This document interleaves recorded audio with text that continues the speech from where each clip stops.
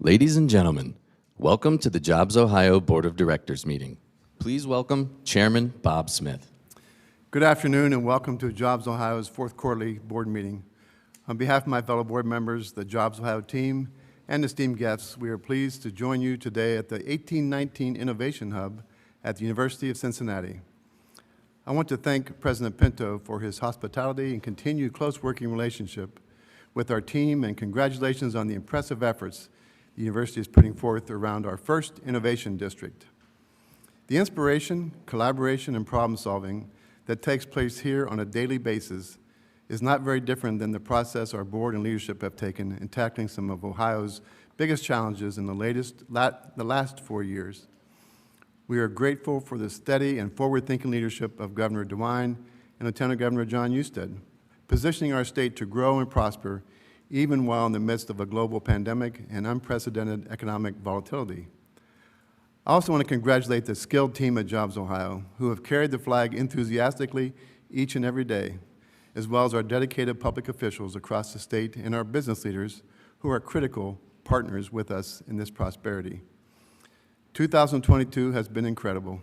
In fact, it's been one for the history books, and the year is still not over. In a few minutes, we will hear from our president, JP, on Jobs Ohio's success and strategy, but I can certainly point to two major wins that will change the course of Ohio's landscape for decades to come.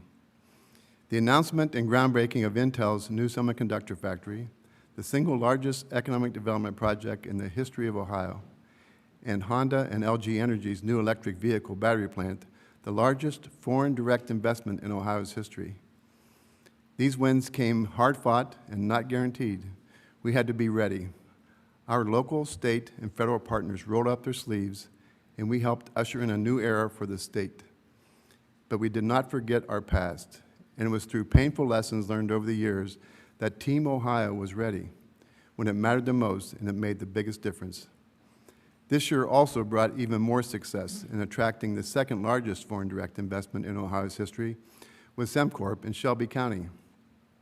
Major electric vehicle announcements with Ford in Northeast Ohio and General Motors in Toledo, as well as our leading role in advanced air mobility in Springfield, and our military and aerospace sectors with the landing of Sierra Nevada's aircraft maintenance repair hangars in Dayton. All of these projects are game changers for each region's capabilities and marketability. We also racked up new air service routes across the state with 6 airline projects traveling to 10 different destinations that include direct flights from Cleveland to Dublin, Ireland via Aer Lingus, and now direct flights from Cincinnati to London via British Airways. Our workforce and talent strategies also continue to grow with more than 36 clients supported around the state, which is up 14% from 2021, and an impressive 64% increase from 2020. We also invested in 73 inclusion grants in more than 35 counties and had notable vibrant community grants in downtown Youngstown, Lima, and Zanesville, just to name a few. Ohio is rising in many ways, but we continue to keep our focus on the future. Even with economic headwinds abound, we can indeed achieve the once unachievable because of the commitment of our state to do what's best today in service towards tomorrow's generations. This, in turn, takes vision, a vision to accept the challenges we have: an aging population, a critical need for sites, both mega, large, and medium, a skilled workforce shortage, inflation, economic and educational disparities, aging infrastructure, and the list can go on. But I would also point to our commitment in identifying and securing Ohio's own graduates in key STEM categories to keep them in this state that will make an immediate impact to our talent needs. With this as a North Star, we are excited to join Governor DeWine in his second administration in the General Assembly leadership, taking bold action to tackle these issues, and we will be ready to help raise the bar for an even stronger Ohio. I will also close with what an honor it continues to be to serve with not only my fellow Jobs Ohio board members, but also the Jobs Ohio Beverage System Board. I can't thank them enough for the service and distinction they have brought to their positions. We spent the last 2 days here on our annual offsite to assess our progress and lay out a path forward. Thank you all again. With that, we'll begin the fourth quarter meeting with a call to order. Having called the meeting to order, I'd like to welcome our host today on behalf of the university, Ryan Hayes, Dr. Ryan Hayes, Executive Vice President and Chief Innovation Strategy Officer. Ryan? Thank you so much, Bob. Welcome to your Cincinnati Innovation District. We're so excited, but more importantly, thankful, grateful to have you here. On behalf of our 48,000 students, our 15,000 faculty and staff, and our 330,000 alumni, I just want to say how thankful we are for your game-changing gift to the Cincinnati Innovation District. Trust me when I say we would not be here today with over 500,000 square feet of innovation space at the ready, were it not for the vision, the leadership, and the generational thinking of this board. So thank you. I also want to give a special thanks to Tommy Williams for being such an amazing champion for Southwest Ohio. I've lived in Cincinnati long enough to know that every great win this city has had over the 30 years has Tommy's fingerprints on it. Decade after decade, he's empowered us to punch above our weight. So thank you, Tommy. I also want to thank JP and his team. I like to say that JobsOhio is our state's unfair advantage, and it's because of the work of JP and his team, and we're truly blessed at the University of Cincinnati to call you a partner. Thank you. Thank you, Ryan.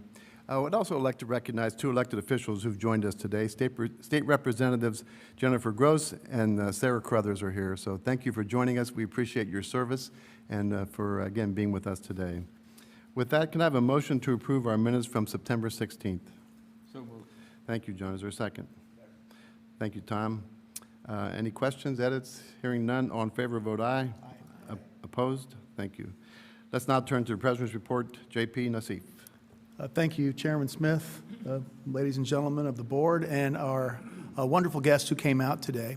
I'd like to start the President's report with a little bit of context. Just 11 years ago, Ohio was had the second most job losses in America, was in the bottom 10 business climates in America, was 47th in economic growth, and 49th out of 50 states for growth in those 10 resilient sectors that JobsOhio focuses on. Fast forward 10 years, 11 years, and we sit here almost at the end of 2022, and believe it or not, less than a year from the date that we consummated the deal with Intel Corporation. And if you look at the numbers on the screen, it's nothing short of remarkable, and this progress has come because Ohioans work together at every level. Our elected officials over the past 11 years have worked very hard to take our business climate from a bottom 10 to a top 10. Our labor productivity continues to be the top and most productive in the Midwest. As a state that has access to growth capital, just 4 short years ago, we were dead last amongst our peer states, 17 out of 17. And these are the funds that take innovative businesses and intellectual property that spin out of innovative institutions like this one, and they grow into large companies. We were dead last. We are now number 3, the third state in the country. Our quality of life was number 13 out of 50 states just 11 years ago. We're now number 2. As an affordable state, we were number 7 in 2019. We are now number 1, the most affordable state in the country, according to U.S. News. We've also gone up in terms of our veteran population, highly employable, wonderful citizens. We are the 7th most populated state, but we are the 5th most populated state for veterans. And the global economy now sees Ohio as a center to make capital investment and get the world's best talent. Again, as the 7th most populous state, just 5 years ago, we were the number 17 for foreign direct investment, and now we are number 4 for foreign direct investment. And I believe that number will keep rising as more and more nations seek to reshore an open and secure supply chain right here in Ohio, in the heart of the American Midwest. We've talked a lot last year, and the 10th year of JobsOhio's existence was an amazing year. The most jobs, most payroll, most successful projects, and highest customer service since the organization was created in 2011. And as you heard the chairman reference, this success has been across sectors, It's been statewide across all of our regions. The 5th largest construction project in America is occurring in Youngstown, and a joint venture between General Motors and LG, Ultium Cells. You'll hear more about that shortly. Ford Motor Company near Cleveland, investing in a mega project to produce electric vehicles. General Motors has redoubled their efforts to leverage Ohio's economy in Toledo to transition from internal combustion engine production to electric motor production. If you head south down 75 to Sydney, Ohio, SemCorp will be producing a major component for electric vehicle batteries, creating over 1,000 jobs and investing nearly $1 billion. And of course, the chairman referenced Intel. We know the big project with Honda. We celebrated about a month ago with the Lieutenant Governor flight service from Cincinnati to London by British Airways.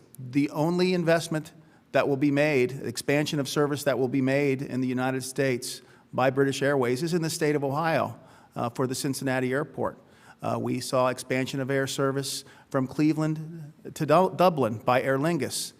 The only expansion of service Aer Lingus will be making in 2023 in the United States is in the state of Ohio, in Cleveland. Along with that, there were over 300 inclusion projects helping to support businesses owned by underrepresented population groups or in highly distressed areas. So we can help at the vision of the governor and lieutenant governor raise up all Ohioans. So we're very grateful to be here today. So over the past 11 years, Jobs Ohio's team has been laser focused on developing 9 private sectors and more recently a 10th sector, our public sector. And as a result, our economy has not only become more resilient, but it is the 9th most diverse state economy in America, the most diverse state economy in the Midwest, and becoming more diverse at a faster rate than our nation's larger coastal states. We're becoming more resilient. We're becoming more competitive. Ohio's automotive sector is a great example of this, and Jobs Ohio has been working closely with the DeWine and Husted administration and many partners to aggressively pursue and capture high-value opportunities. And I'd like to introduce Jonathan Bridges, who's leading this effort for Jobs Ohio, to share more about the record-breaking year in the auto sector. Jonathan. Thank you, JP. As many of you are aware, the automotive industry is embarking on a once-in-a-generational change. This change or disruption is occurring quickly. OEMs and many in the supply base are investing heavily to make the transition to electric vehicle propulsion. Ohio, as a historic automotive powerhouse, has also been working with our numerous Ohio-based companies to aid them in their evolution towards what is being called the future of mobility. Next slide, please.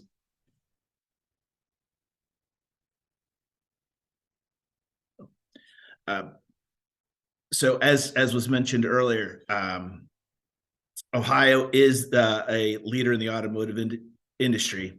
And again, Ohio is evolving. Jobs Ohio is working to attract new opportunities. And as was mentioned by in the chairman's remarks, particular projects like the Honda LG, GM LG JV with Ultium Cells, the Toledo GM propulsion systems with EV drive units that are being onshored, SemCorp, which is producing thin film manufacturing for first of its kind batteries, and then the Ford's new production facility that will be in addition to the Avon Lake plant, which will actually double the size of the facility and double the employment of that facility, just to name a few. Next slide, please. Typically, as we go to market, we discuss with companies and different constituencies the success that many companies have already had in Ohio.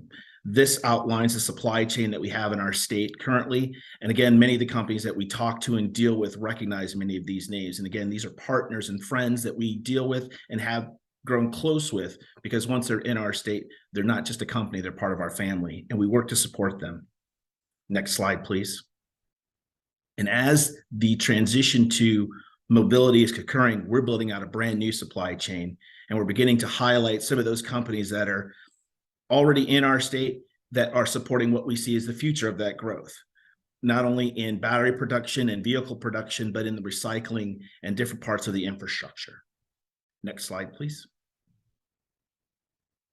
But this industry and this part of the future of mobility is different.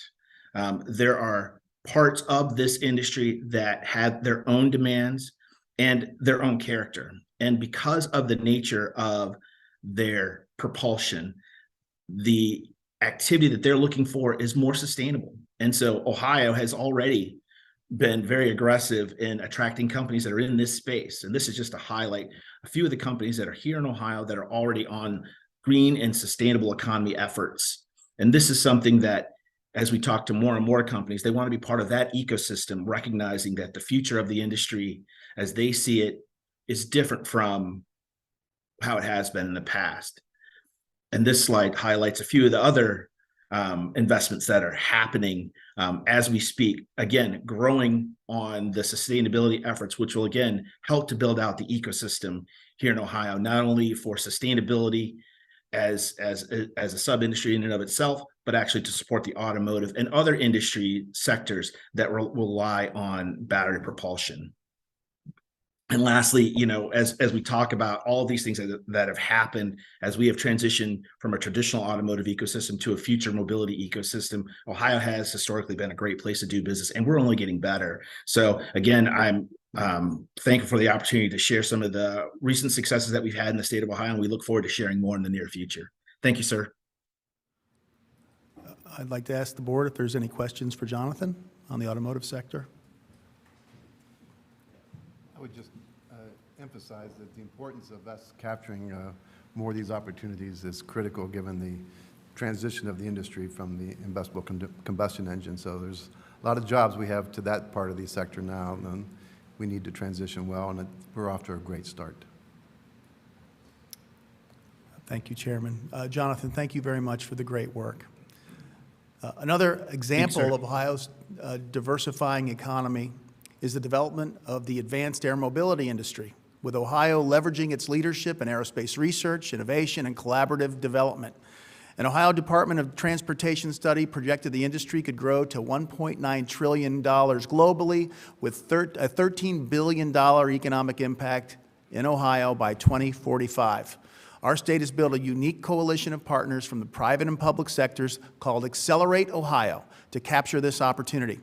And here to talk more about Ohio's leadership in advanced air mobility is the leader of our military and federal sector, Elaine Bryant. Thank you for being here. Absolutely. Thank you, JP, and thank you to the board and everyone here and listening in. It is really exciting to be here to talk about not just what's going on in advanced air mobility, but how the military and federal sector has been able to partner with our 9 industry sectors to bring jobs and capital investment to the state.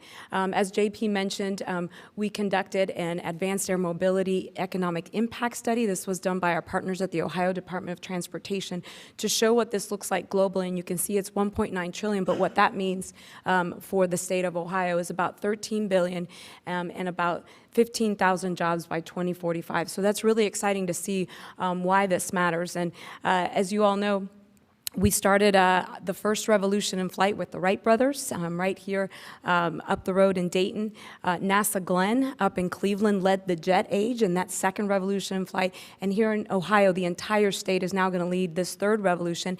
And that's going to come with the investments and leveraging our 9 strong industry sectors. And the biggest ones that are affected here, of course, are aerospace and advanced manufacturing. We really want these companies to come here to build and test. And so kudos to my colleagues and Glenn Richardson and Tim Sweeney and Karthik for all their hard work to ensure that the map that you see here stays strong and we continue to be the #1 suppliers to the bigs like Boeing and Airbus. But if you go to the next slide, then you see when you combine the industry sector strength with now a military and federal sector that can leverage federal dollars, federal investments from everything from FAA, NASA, and the Department of Defense, we use these anchors and these different areas and these different installations in our base to help us move this industry further, faster. And so as we do that, and you go to the next slide, you can see one of those examples is our partnership with the Air Force. In 2020, the Air Force realized that in order to ensure our national security for our nation, we needed to ensure that this industry stayed in the United States. We saw that the drone industry back 10, 15 years ago went overseas. So if your kids are playing with drones this Christmas, it probably says made in China or made somewhere else. And we saw the need to invest in this industry so that we made those the future, these eVTOLs, bringing flight to everyone, that these platforms, whether they were for commercial or for defense purposes, that they were made in the United States. So in that spirit, Agility Prime was kicked off. The Air Force provided significant and still provides significant investment in the tens of millions to the companies that you see listed there, Beta, Joby, just to name a couple of the big ones that are leading the industry. And this investment has brought them here to Ohio. And why is that? Because this state has been laying the foundation, not just since the Wright brothers, but again, with things and partnerships like SkyVision, which was a partnership between the Air Force Research Labs and the Ohio Department of Transportation. This is a unique testing capability. It's called Beyond Visual Line of Sight, and it is not done yet anywhere else in the states, and nowhere is it being planned to be done with the ability to use any size vehicle to test in our airspace. And so that's at Springfield. So that carrot has brought them here. In the top right, you'll see the lift aircraft. In the bottom right is one of my new favorite iconic photos. That is the Beta Aliyah aircraft over the #1 air and space museum in the world, which is the United States Air Force Museum here in our very own state of Ohio. That was part of a historic flight from Vermont to the Arkansas that the company did with 3 stops in Ohio: Akron, and Springfield. And so we're really excited to be part of their journey. And then in the other picture, you can see, again, using that SkyVision, we brought one of the companies, Kitty Hawk, first ever beyond visual line of sight for an eVTOL company, happened right here. So why does all this matter, or why is this, how does this impact economic development? Well, it's the strength that we have that no other state has by bringing together the military and federal sector with the strong industry sectors that we have in aerospace and advanced manufacturing. We are setting ourselves apart from all the other states that are competing for the same OEMs, the Betas and Jobys of the world. These folks are getting to the point where they're going to have to start manufacturing at a large scale, and by enticing them to come here through our partnerships with the DoD, with NASA, with the FAA that we're continuing to grow with my other colleague and friend, Terry Slabaugh. We're up at the FAA working all of these things, is we're allowing them to see why there's a benefit to come to Ohio. So when they decide to build those new manufacturing plants, it can say made in Ohio. And that's the strength that we bring. And one example of some of that federal investment is the National Advanced Air Mobility Center of Excellence. We had a groundbreaking this summer, and we're excited to have the ribbon cutting for this 25,000 square foot office and 30,000 hangar space in Springfield, Ohio, to continue to bring them. And we're going to continue to leverage the strengths that we have in NASA Glenn up in Cleveland, and of course with all the missions at Wright-Patterson Air Force Base, which just give you a little bit of a snapshot with Agility Prime, but there's lots of partnerships. So it's really exciting. As we go to the next slide, this just tells you, we are the leaders in flight. We are the birthplace of aviation, but we're continuing to lead, and exciting to do that across our strong industry sectors, and now with our partnerships of the military and federal. Thank you very much. Elaine, does the board have any questions for Elaine on this sector or anything else? Exciting stuff. That's really neat. Good report. Elaine, we appreciate your leadership, and we're grateful for the work and the progress you're making. Thank you very much. Thank you. Well, it's fitting that the next generation of aviation is being built just right in the backyard of where Wilbur and Overwright built the first airplane. Well, credit goes to Ohio lawmakers for opening the skies for unmanned aircraft traffic systems, urban air mobility. It's really building a great new and diverse future for us.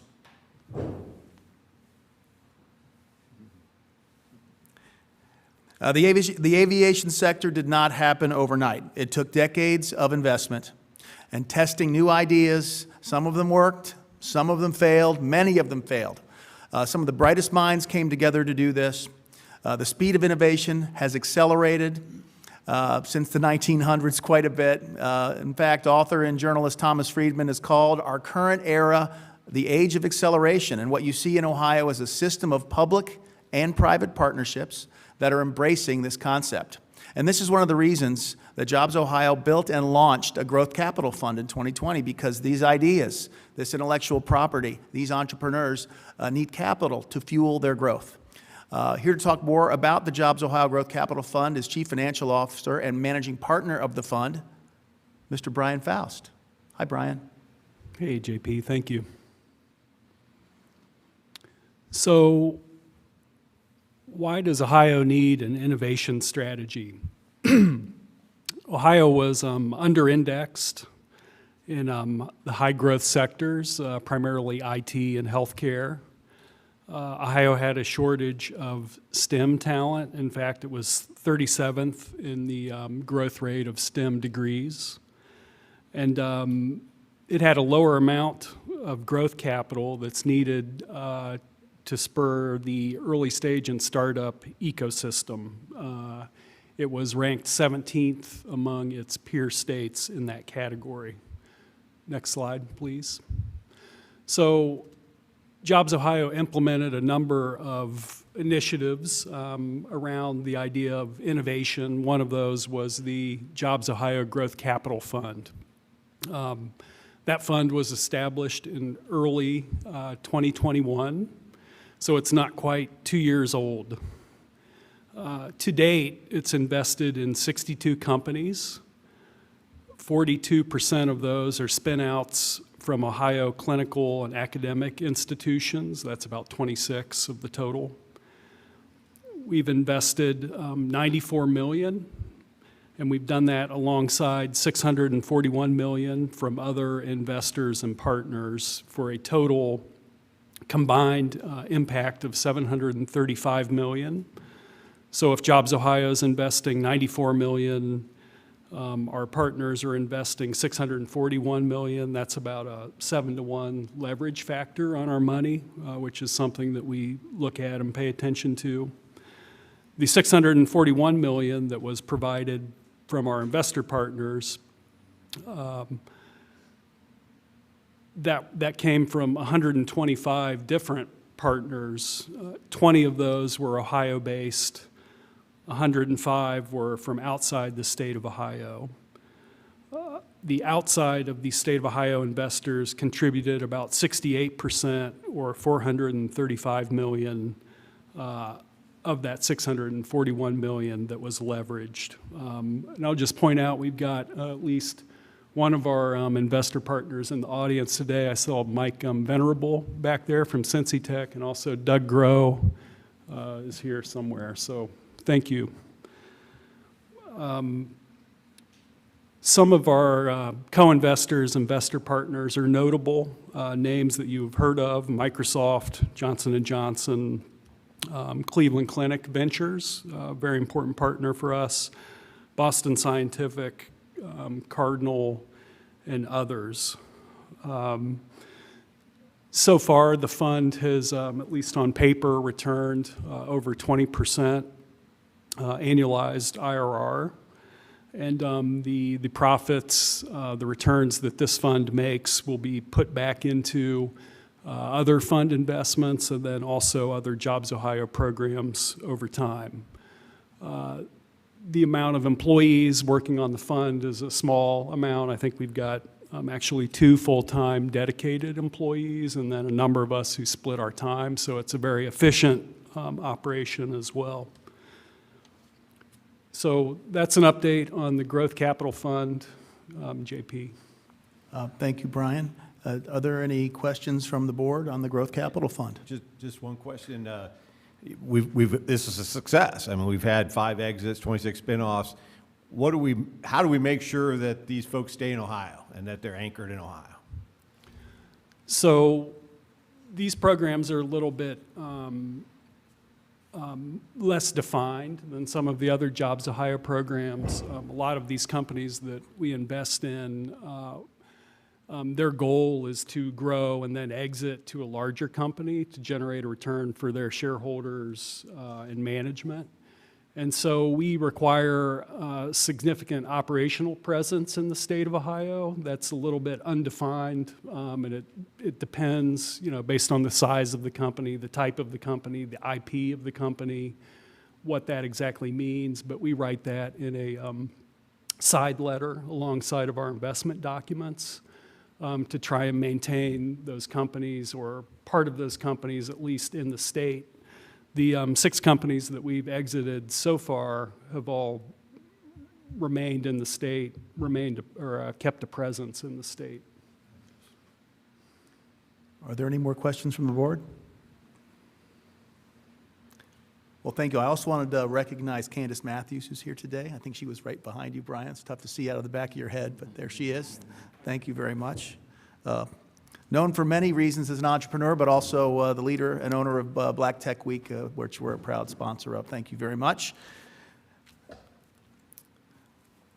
This concludes my report, Mr. Chairman. Any final questions for the president under his report? Not here. All right. Let's transition to committee reports. As we do, I just remind folks in the audience and those listening in that we met all yesterday afternoon. We wrapped up our offsite, which had kind of broader discussions, and the afternoon was all in our committee meetings where we do a deep dive into these topics. So the committee reports begin with the executive committee, and I would just say the committee has met twice during the quarter. Each began, obviously, by approving minutes and concluding with an executive session, best practice. At the November 11 meeting, we discussed the agenda for the board's offsite, and it was held on, as I said, Wednesday afternoon and Thursday morning. On November 11th, the committee also reviewed the charter and other governance matters and asked the secretary to prepare written governance guidelines for both current and future members of the board. And those guidelines were discussed further at yesterday's meeting. And finally, during the offsite and at yesterday's committee meetings, we discussed results of the board's annual self-assessment. With that, I'll take any questions. And if there are none, I'll turn it to the Audit Committee Chair, Dr. Jerry Sue Thornton. Thank you, Mr. Chair. The Audit Committee of JobsOhio Board of Directors met in October and then again yesterday, December 8th. At each meeting, the minutes and previous meeting minutes were read and approved as presented, and executive sessions with the board members only were conducted. During the October 12th meeting, the committee conducted the exit conference for the fiscal year 2022 financial audit with representatives of Deloitte & Touche, independent public accountants for JobsOhio. Deloitte advised that they had issued a clean audit opinion for both JobsOhio and JobsOhio Beverage System. Standard audit topics and procedures were followed, and there were no unusual or significant matters to bring to the committee's attention and to the board. And the corporation's practices on grant accruals, loan loss allowance, composition of investments, and accounts receivable were all acceptable. Deloitte advised that this was a clean audit for us and with no matters of observation identified for discussion, and compliments were provided to the corporation's accounting team and financial team. Following the presentation and discussion by the committee members, the committee approved the fiscal year 2022 audit report as presented and directed it to be posted on the JobsOhio website. At its meeting yesterday, the committee received the fiscal year 2022 compliance and control review reported by Deloitte using procedures developed and approved by the Ohio Audit of State. Representatives of both Deloitte and the Auditor of State attended the meeting. Deloitte's representatives described the process and reviewed standards followed and advised in all but 3 categories of approval and procedures out of 57, with no exceptions noted and no material non-compliance from Deloitte's perspective was found. Staff from the Auditor of State asked questions and made comments of clarification of the procedures and agreed to the report itself and complimented the team. Committee members discussed the compliance report with Deloitte and the Auditor of State Staff, and then unanimously approved a motion to accept the fiscal year 2022 Compliance and Control Review Report, subject to the minor revisions discussed during the meeting. When completed, the final report will be provided to the Auditor of State for posting on its website. The committee then received the annual report on compliance activities from Senior Director of Compliance, Claudia Harrington, as required by the corporation's whistleblower policy for the benefit of the committee. She summarized detailed reports, and committee members discussed a lot of detail in relation to her report. Her report included updates on clawback and litigation details, as well as other remedial actions that have been completed. She recounted that there has been 100% participation by staff and by board members in all of the ethics training and other training required by JobsOhio. Also yesterday, the committee received and discussed presentation from the corporation's IT consulting firm, and that firm is V2 Technology. The report concerned ongoing cybersecurity efforts at JobsOhio. Finally, members of the JobsOhio accounting team then provided detailed financial information to the committee for both the previous quarter and year to date, as well as a detailed budget to actual reviews of expenditures and revenues for the same periods. With that summary, Mr. Chair, I conclude my report. Any questions for Dr. Thornton? Hearing none, let's move to the Compensation and Workforce Committee. I'm pinch hitting for General Lyles today, who couldn't be with us. He's actually at a meeting at the Pentagon. He's been asked to take on a leadership role of quite significance. The committee met 2 times during the quarter and began each with approving the minutes and discussion of the committee's work, the plan of work for the next year, as well as the remaining of this year. Also, at each meeting, the committee received and discussed commentary from its independent compensation consultant, Pay Governance, on current topics and national perspectives related to corporate compensation and benefits trends. The Managing Director of JobsOhio's Human Resources, Sheila Akins, provided updates on the corporation's diversity, equity, and inclusion program and other human capital initiatives within JobsOhio. At its meeting on November 9th, Sheila Akins and General Counsel Don Grubbs reviewed the terms and conditions of proposed new consulting agreement with Pay Governance, and the committee agreed to enter into such agreement for the period ending December 31st, 2023. And finally, the committee devoted a majority of its time at each meeting in executive session, reviewing materials and engaging in extensive discussion on the annual recommendations to the board related to the compensation of the executive and non-executive employees of JobsOhio, as well as the compensation of our President and CEO, JP Nassif. With that, I complete my report and take your questions, if any. Hearing none, I'll ask the Chairman of the Investment Committee, Mr. John Bishop, to report.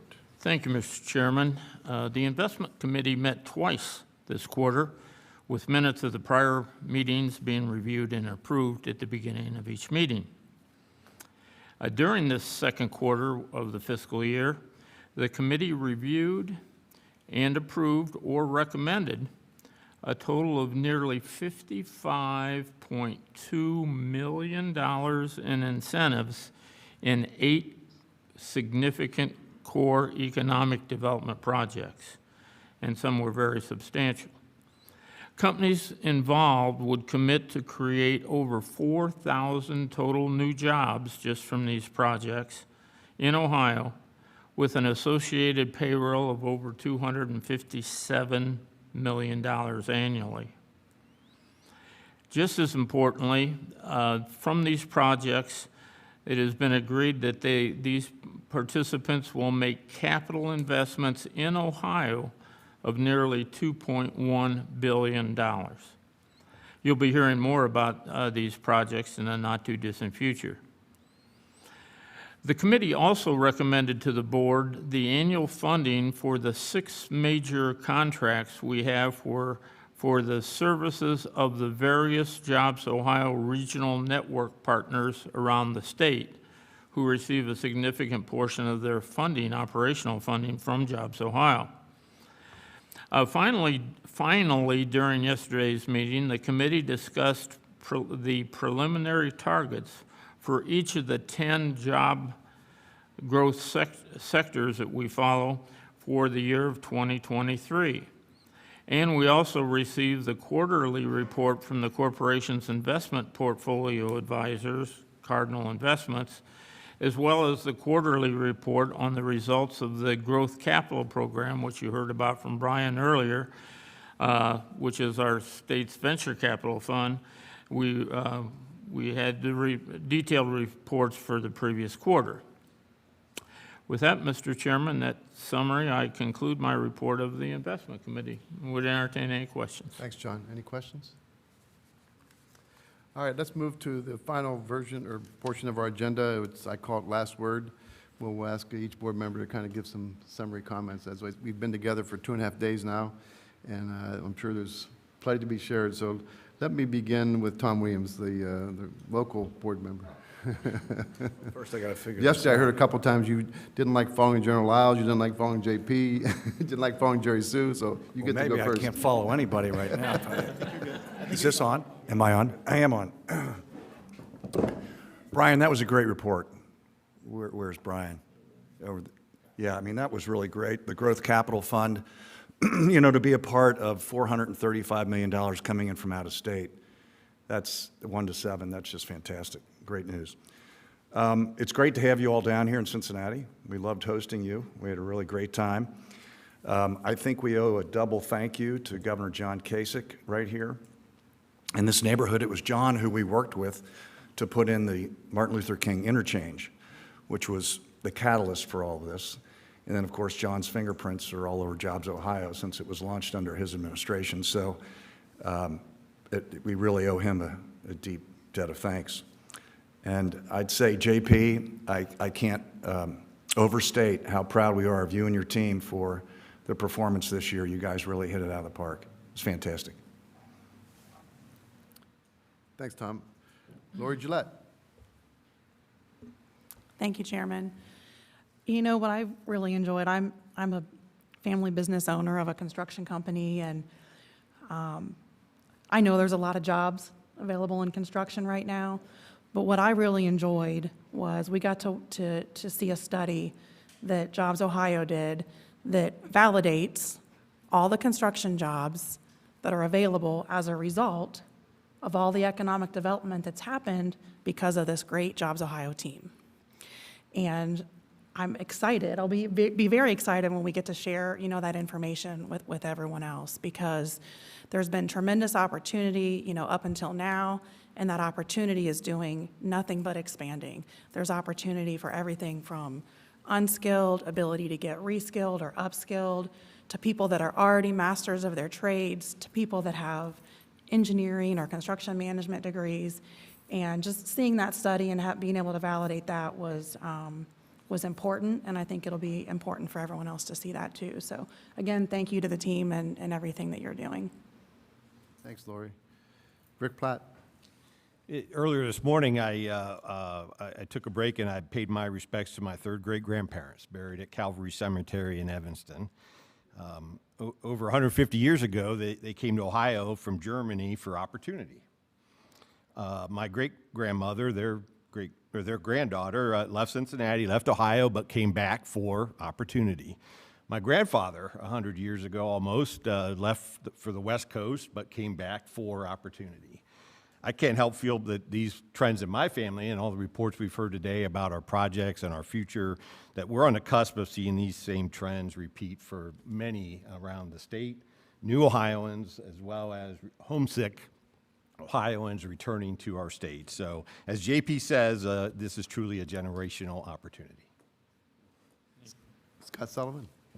Thank you, Mr. Chairman. Thanks, JP. It's been a couple of good days of meetings. At risk of sounding like a broken record, here we are quarter over quarter and year over year, always talking about record highs. And if you look at, here we come out of COVID, an inflationary environment, supply chain issues, all the different things, and yet it's still quarter over quarter, year over year, historical highs across all the performance metrics. The pipeline continues to grow. I believe the team says there's still plan to close some deals during the holiday season, so good luck with that. And there's some big ones. If you look at the outlook for 23, incredibly strong. The mega projects included. This doesn't happen by luck or coincidence, and it's not a broken record. So hopefully no one ever gets tired of hearing that. But it really is. It's a testament to some incredibly smart, talented, and energetic folks at JobsOhio and with their regional partners that day in and day out doggedly pursued this JobsOhio mission. And it's very evident that they care about achieving these goals. And again, we all like to reuse this term again. The generational opportunity is becoming real, and it's, we all get to witness that. So, JP, thanks to your team, regional partners, all the partners that help make this a reality. It's an honor to be a part of it. Thank you, Scott.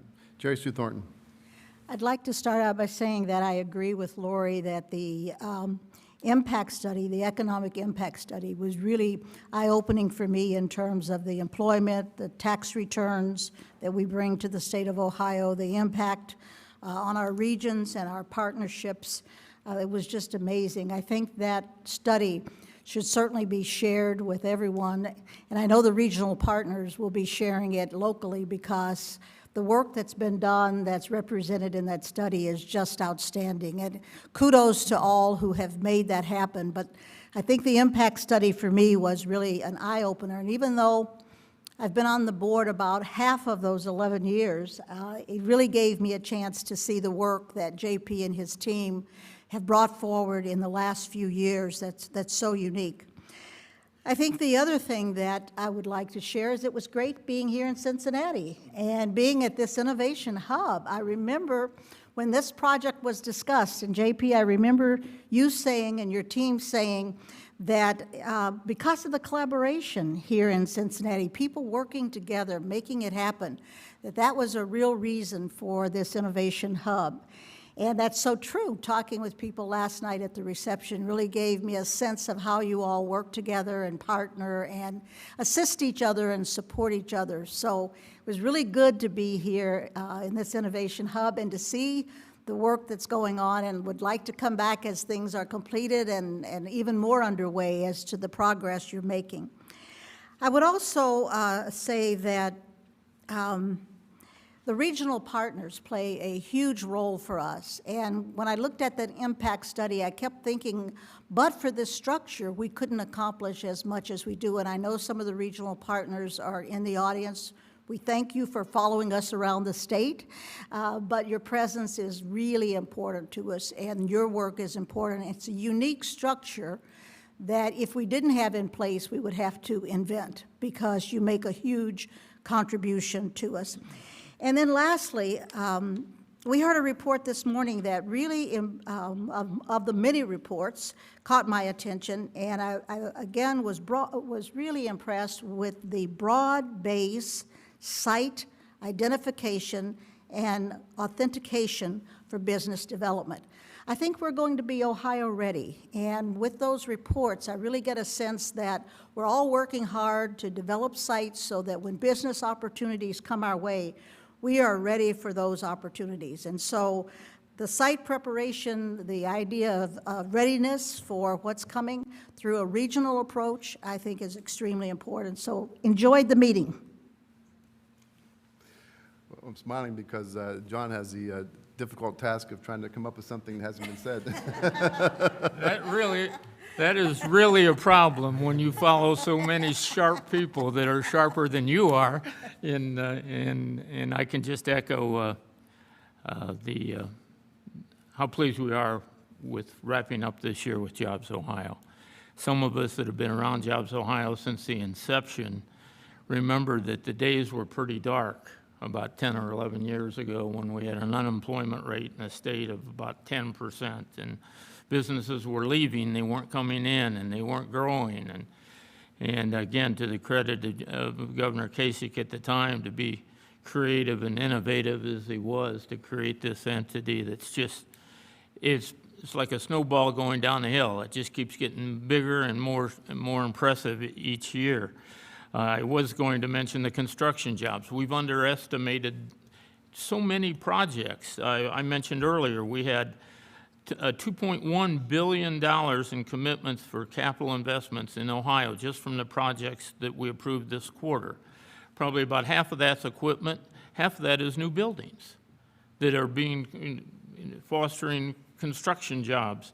And then that's just the first tier. The multiplier effect comes in, and that means more dry cleaners and retail establishments and restaurants. And it's, maybe 4 or 5 levels more deep. But we also do a lot of things that get a lot of attention, like the Intel project or the Honda project, but we consciously try to work about in all parts of the state. We have a program we call the Vibrant Communities Program, where we work with specific communities to try to re-energize them around the state. I grew up in Northwest Ohio in Lima. We just had a major commitment to one up there that really regenerates downtown Lima, that's the kind of thing that we can do at Jobs Ohio, which is so unique. We also have a program that focuses on renovation of buildings, some of the old classic buildings in some of our county seat towns around of Ohio that we've been involved with. I think it was recently in one over in Rick Pratt's area that was which is the center of activity in Newark, Ohio, that was really a product of part of the Jobs Ohio activities in a lot of ways. So we try to focus on all parts of the state, including southeastern Ohio, where we stood up the regional development program that is there now. So we do things really special in Ohio, and I'm not sure everyone recognizes it until you talk to people outside of Ohio. With the activity that's going on here is the envy of many states, and that's a big change from the last 10 years, and I think it's a real tribute to the people that are leading Jobs Ohio, including JP and his team. Thank you, John. My comment before I turn it over for JP for last word is, Governor DeWine often challenges communities when he visits with them around this theme of collaboration that Jerry Sue mentioned. And the evidence is pretty clear. The communities collaborate well, get a lot done, and they get a lot of results because of it. And that's our ask whenever we go to communities. I've heard JP give that charge. I've given it, and my guess is all the other board members and all the members of the management team give that over and over again. It came through in the Intel project. That was kind of a key piece of information that was shared. So a lot of progress is because of a lot of collaboration. So before I turn to JP, our dates for the calendar year 2023 haven't been finalized yet, so stay tuned. We'll get those out to you. But let me turn it over to our president, JP Nassif. Thank you very much, Mr. Chairman and members of the board. I want to reinforce what everyone else has said, why all this is happening, when did it start happening, who's responsible for it, where are we heading. You could hear excitement from our board and clear articulation of where the opportunities are from our board, which indicates, it's an indicator that at every level, Team Ohio is very engaged and knowledgeable on the opportunity. But Team Ohio, and the reason, in my view, I'll give my opinion why we're winning, is it is a team. Ohio is a very, very unique state. And some of you that were with us last night, and Kim Louderback from our wonderful partner at Ready hosted us for a reception, and we appreciate the warm embrace that you provided our board and our team. Thank you very much. It's a unique state. Most of our Midwestern counterparts are dominated by one metropolitan area or one industry. Ohio is diverse. We've got city-states. You want big cities, dynamic cities, we've got the 3 Cs. They're great. We're in one of them here. It's wonderful. If you like mid-sized cities, suburbs, Dayton, where I'm from, Toledo, wonderful. If you like wide open spaces, small towns, we've got those. And frankly, that diversity not only provides us with the opportunity to diversify our industry, but these diverse communities provide an amazing place for our workforce and for families that really power this growth, and they power these industries. And the fact that you can recruit someone that can live in a city, a suburb, a small city, a small town, or on a farm and still commute to the same job, there aren't other states that can provide that. And while we don't always get along, and we don't, we have rivalries in college basketball or in pro football, and there's a great game coming up this Sunday. There are a few things that make us Ohioans and that we agree on. And we love this state. We feel the state's a great place to both raise a family, have community commitments and priorities, because those are important to us, but where you can also have business opportunity and professional success, and you don't have to make sacrifices on your core priorities. And that's what makes Ohioans Ohioans. So it starts, we're fortunate right now, it starts at the top with the Governor DeWine and Lieutenant Governor Husted that have provided visionary leadership, and they put their policy where their mouth is. And the leverage and leadership from the state, it's hard to calculate how important that is. And it's been built on for years for our elected officials that have created a wonderful climate, business climate for us, and done innovative things like former Governor Kasich, who established this platform. But Jobs Ohio is a unique model. We have a board. We work outside of government, but very closely alongside government. So what I want to do is thank Team Ohio, I thank and recognize the governor, lieutenant governor, but for the boards. You just heard from these board members that said, hey, we were here for 3 days.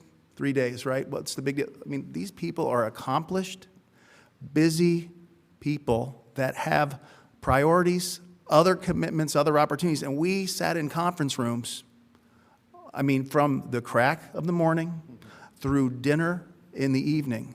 The level of commitment is incredible. The nature of the discussion and the value from the discussions and what we get from it, what the state gets from it, is incredible, and it's happening not just with Jobs Ohio, but through our amazing regional partners across the state.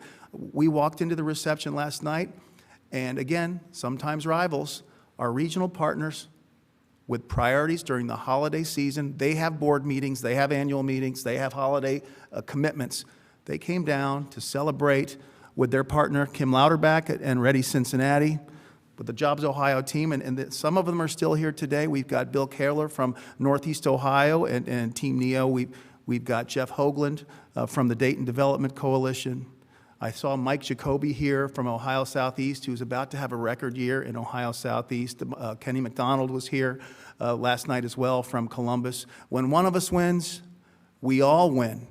This is a generational opportunity because now we're not chasing crumbs. There is so much amazing investment coming into our state because the rest of the world is seeing the value proposition that we've seen for decades. So I'm very grateful for the opportunity to share this. I'm very thankful for all of you. I'm grateful for the team at Jobs Ohio, who are the best economic development team in the world. They're the best economic development team in the world. Very grateful. So, Mr. Chairman, with that concludes my remarks. Thank you. Thank you, JP. Any final comments from any board member? If there are none, could I have a motion to adjourn? So moved. Second. Thank you. We are adjourned without dissent. Thank you.